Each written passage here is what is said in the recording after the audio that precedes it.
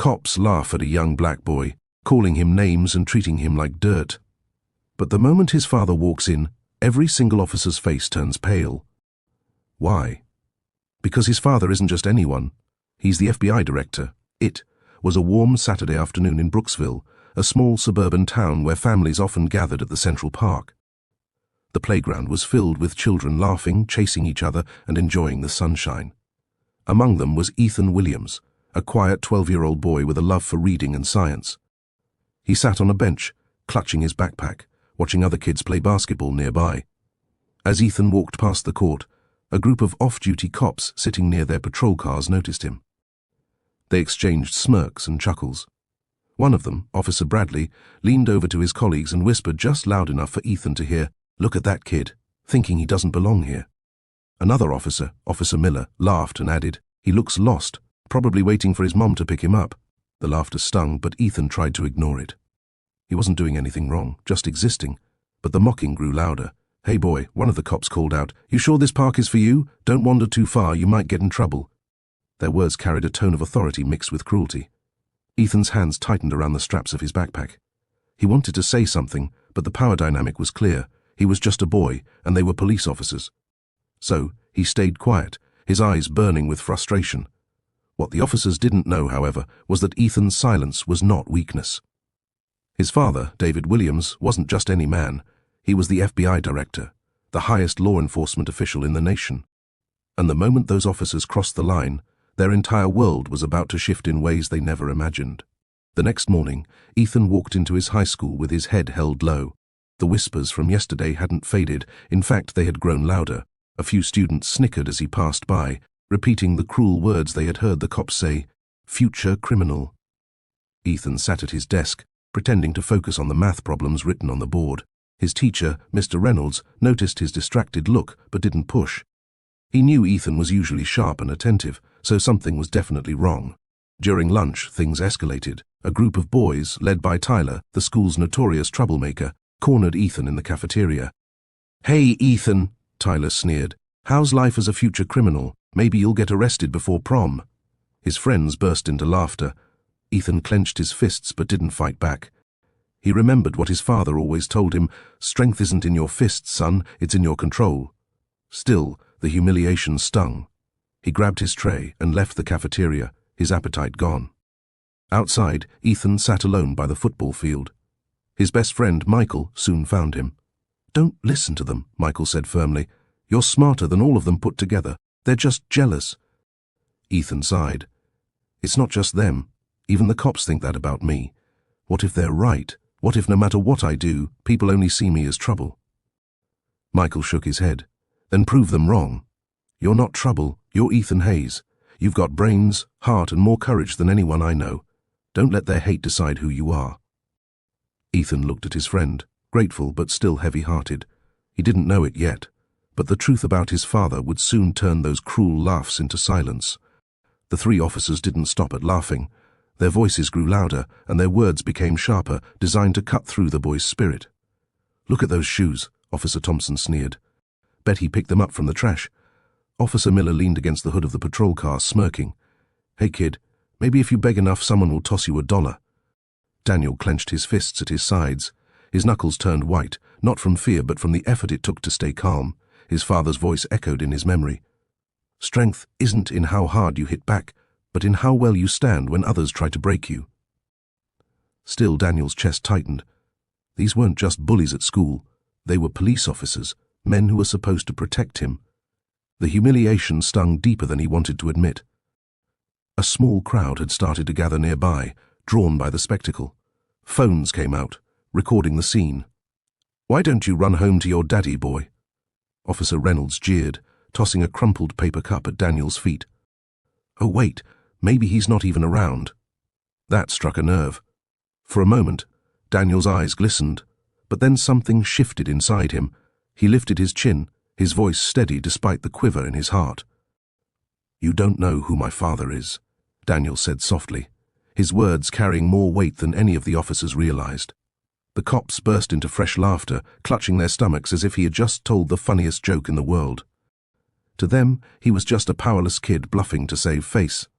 But in the crowd, whispers started. A few people exchanged knowing looks. They recognized the boy, Daniel Carter, the son of FBI Director Michael Carter. The officers had no idea the storm they were walking into. The next day at school, Ethan tried to forget about what had happened with the cops. He wanted to focus on his math test and hang out with his best friend, Lucas. But rumors had already started to spread. Some kids whispered about how he had been stopped by the police, while others laughed, repeating the same insulting phrases they had overheard the officers say. During history class, Ethan raised his hand to answer a question. Just as he began to speak, one of the boys in the back of the room muttered loudly, "Careful, the cops might arrest you for being too smart." The classroom erupted in laughter. Ethan's cheeks burned with embarrassment. Mrs. Carter, the teacher, looked up sharply. "That's enough," she said, but the damage was already done. Ethan sat back down, his confidence shrinking. He tried to keep his eyes on his notebook, but the stares and giggles made it impossible to concentrate. At lunch, things got worse. A group of students blocked his path in the cafeteria. "Hey, FBI Junior," one sneered, mocking him. Another added, "Better call your daddy to save you." The laughter echoed across the room. Ethan clenched his fists but said nothing, just pushing past them to find a quiet table in the corner. Lucas joined him, shaking his head. "Don't listen to them, Ethan. They're just jealous," he said firmly. But Ethan wasn't so sure. He felt small, invisible, and powerless. What Ethan didn't know was that someone else had overheard the cruel jokes. A teacher who knew more about Ethan's family than the students did. And soon, those mocking words would carry consequences the bullies and even the police never imagined. Jason froze, his backpack still clutched in his hand as the two officers circled him like predators. Officer Collins smirked, arms folded across his chest, while Officer Mitchell's voice grew sharper. "Answer the question, kid. Where do you live? What are you doing out here?" Mitchell barked. Jason tried to stay calm, his father's lessons echoing in his mind. Never raise your voice. Never make sudden moves. Always remain respectful. "I was just heading home, sir," Jason replied carefully, his voice steady despite the knot in his stomach. But Collins scoffed. "Heading home? Or maybe heading to meet your little gang buddies? Don't play innocent with us." He poked Jason's backpack with his baton. "What's inside, huh? Stolen goods?" Jason's heart pounded. His homework, his basketball shoes, and a snack from the store, nothing more. But he could see it in their eyes. They weren't interested in the truth. They wanted to humiliate him. Mitchell stepped closer, towering over him. "Don't lie to us, boy. If we find something, you're in big trouble. Is that what you want?" Jason shook his head quickly. "No, sir. It's just my school stuff." The officers laughed again, their cruel chuckles cutting through the night air. "School stuff? Please. Like you even care about school." Collins leaned in, sneering. "Kids like you don't end up in classrooms. You end up in mugshots." Jason clenched his fists but kept them at his sides. His father's words echoed again, "Hold your ground with dignity." He refused to let them see fear break him. But inside he was praying someone would come, praying they wouldn't take this any further. What Jason didn't know was that his silent strength was about to be tested in ways neither he nor the officers could imagine. The laughter from the officers still echoed in Ethan's mind as he walked away, holding his backpack tighter than ever. His chest felt heavy, but he refused to let them see him cry. What they didn't know was that Ethan wasn't completely alone in this moment. A figure had been watching the exchange from across the street. A teacher from his school, Ms. Parker. Ms. Parker had noticed Ethan walking home many times before, usually with a smile on his face, headphones in his ears. But today, his shoulders slumped and his steps dragged across the sidewalk. She saw the officers pointing at him, laughing, and then dismissing him as if he were less than human. Something about it struck a chord deep within her. "Ethan?" she called out gently, jogging over to him. He turned, startled, quickly wiping at his eyes. "It's nothing, Miss Parker," he muttered, trying to brush it off. But she shook her head firmly. "It's not nothing. I saw what they did, and it's not right." Her words caught him off guard. No adult outside his family had ever stood up for him like that. For a moment, the wall he'd built inside cracked just a little. "They think they can treat me however they want because I'm just a kid," Ethan admitted quietly. "But they don't know who my dad is." Miss Parker tilted her head, curious. "And who is your dad?" Ethan hesitated, biting his lip. He wasn't supposed to talk about it much. But today the weight was too much to carry alone. My dad is the director of the FBI, he whispered, his voice almost trembling. Miss Parker's eyes widened in disbelief. In an instant, she understood the irony. The very people mocking Ethan were clueless about the power his father held. She placed a reassuring hand on his shoulder. Then maybe, she said softly, they're about to learn a lesson they'll never forget. Ethan looked up, for the first time that day, with a flicker of hope. Inside the precinct, the atmosphere shifted the moment Samuel dialed the number. His hands trembled slightly, but his voice carried steady determination. Dad, it's me. Something happened. I need you here. The officers who had mocked him earlier stood nearby, still pretending nothing was wrong, but unease flickered in their eyes. One of them muttered, "Who's he calling? His mom to come cry for him?" Another laughed, but the laughter rang hollow, betraying their nerves. A short pause, then Samuel spoke firmly into the phone. "Yes, Dad, they dragged me in for nothing. They're laughing about it." He glanced directly at the officers, his courage now lit with fire. "I'll wait for you here." The room grew silent. Something about the calm certainty in his voice made the officers uncomfortable. One of them, Officer Grant, stepped closer, his tone sharp. "Who exactly are you calling, kid?" Samuel turned, his eyes unwavering. "My father. You'll meet him soon enough." Before anyone could press further, the desk phone rang at the sergeant's station. The officer on duty picked it up, his face paling as he heard the voice on the other end. "Yes, sir. Right away, sir," he stammered before hanging up, glancing nervously at the group. The officers exchanged looks, tension rising like a storm ready to break. Something was clearly wrong. Samuel, however, remained still, his heart pounding but his spirit calm. For the first time that night, the balance of power shifted. He wasn't just a boy anymore. He was a boy whose father was about to walk through those doors. The laughter stopped. Fear began to creep in.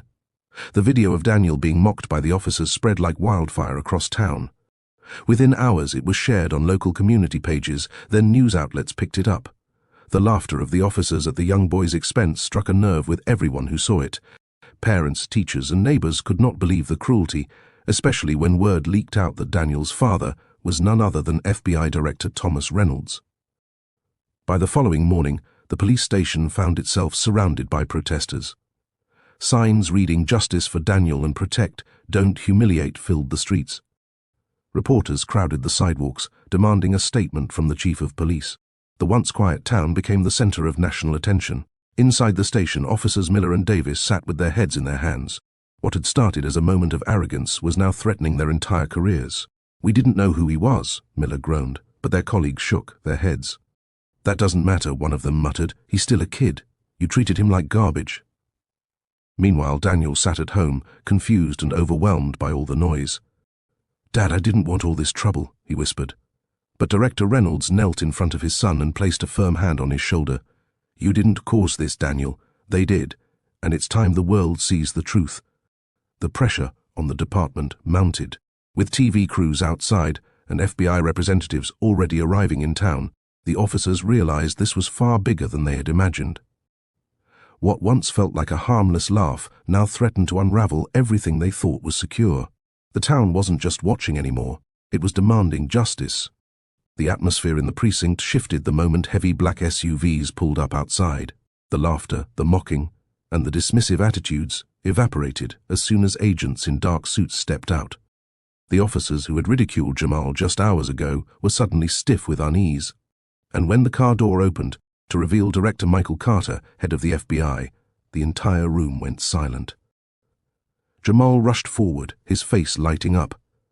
"Dad!" he called, and Michael's expression softened immediately as he pulled his son into a protective hug. The warmth in his eyes contrasted sharply with the icy stare he turned toward the officers. "You think it's acceptable," he began, his deep voice echoing through the precinct, "to mock a child for his skin color, to humiliate him for no reason, and worse, when that child is mine." His gaze bore into Sergeant Harris and Officer Blake, the ringleaders of the mockery. Their smug grins were long gone. The captain of the precinct hurried out of his office, his face pale. "Director Carter, sir, I assure you, this is all a misunderstanding." Michael cut him off sharply. "The only misunderstanding here is how men like this were allowed to wear a badge in the first place. The FBI doesn't tolerate racism. Neither should your department." The silence in the room was deafening. Jamal stood beside his father, No longer the boy they had laughed at, but the son of one of the most powerful men in the country. The tables had turned completely. Michael's final words hit like a hammer. By tomorrow morning, I want full reports on my desk. If these men think they can humiliate my son, they'll learn the consequences of crossing the FBI. The officers swallowed hard. Their careers were hanging by a thread. The room held its breath as Director William Carter rose from his seat. His tall frame, sharp suit, and unshakable presence commanded silence. The very same officers who had mocked little David hours ago now avoided his gaze, shifting uncomfortably in their chairs like schoolchildren caught red-handed. "Gentlemen," Carter began, his deep voice echoing across the chamber, "I spent my career protecting this nation from threats both foreign and domestic. But today, the threat came from within, when my son, a child, was humiliated and laughed at by the very men sworn to protect him." David sat quietly beside his father, his small hands clenched in his lap. He had never seen his dad this stern. The pride in his eyes was mixed with the pain of remembering those officers' cruel laughter. Carter walked slowly, letting his words sink in. Respect is not optional in this uniform, and racism, no matter how subtle or disguised as a joke, has no place in our law enforcement. His piercing eyes landed on each officer. "You've embarrassed not only yourselves, but the badge you wear," the chief of police cleared, his throat clearly shaken. "Director Carter, But Carter raised a hand. "Save it. This isn't about apologies. This is about accountability." He turned to the board of oversight members. "I am formally recommending disciplinary action and mandatory reform training for every officer involved. If change doesn't come from the ground up, it will come from above." The verdict was swift. Suspensions were handed out, and the department launched a full-scale reform program. Later that evening, David tugged his father's sleeve. "Dad, did I do the right thing?" Carter knelt to meet his son's eyes.